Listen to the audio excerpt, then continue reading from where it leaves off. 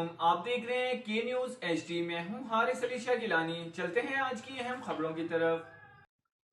रुक करेंगे आरिफवाला का, जहां से रिपोर्ट कर रहे हैं हमारे नुमाइंदे शफीक फूल। आरिफवाला में एक बाहिम्मत खातून ऐसी भी मौजूद है जिसने अपने शौहर की वफात के बाद भी हिम्मत नहीं हारी। घर का चूल्हा जलाने के लिए बाजार में नान टिक्कियों की रेडी लगा ली और इस बहादुर खातून से मिलवा रहे हैं हाजी शफीक फूल।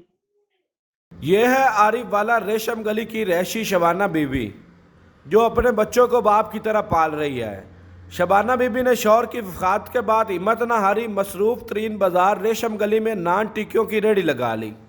बाहर निकली हूँ और किसी के आगे रोज़ रोज़ हाथ फैलाना अच्छा भी नहीं लगता। बहन भाइयों के या कोई भी हो मुझे दे दें, हेल्प कर दें। इसके यही वजह है कि मैं खुद कमा कर बच्चियों को पढ़ाना चाहती हूँ। शबाना बीबी सुबह से शाम तक बाजार में नान टिक्कियाँ बनाकर बेचती है और 500-600 रुपए दिहाड़ी कमाकर अपने घर का सर्कट चला रही है।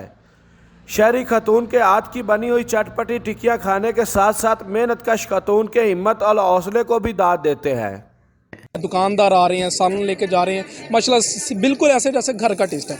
हल्की मिर्च मसाले में बहुत अच्छा खाना। ये देखें अपना घर के लिए अपने कितनी मेहनत से काम करती हैं और ये दूसरों लोगों के लिए मिसाल है जो भीख मांग रहे हैं। बाहिम्मत बेवा खतून मजबूरी, गुर्बत और महंगाई की चक्की में पिसने के बावजूद अपने ख़ानदान का वाहिद सहारा हैं।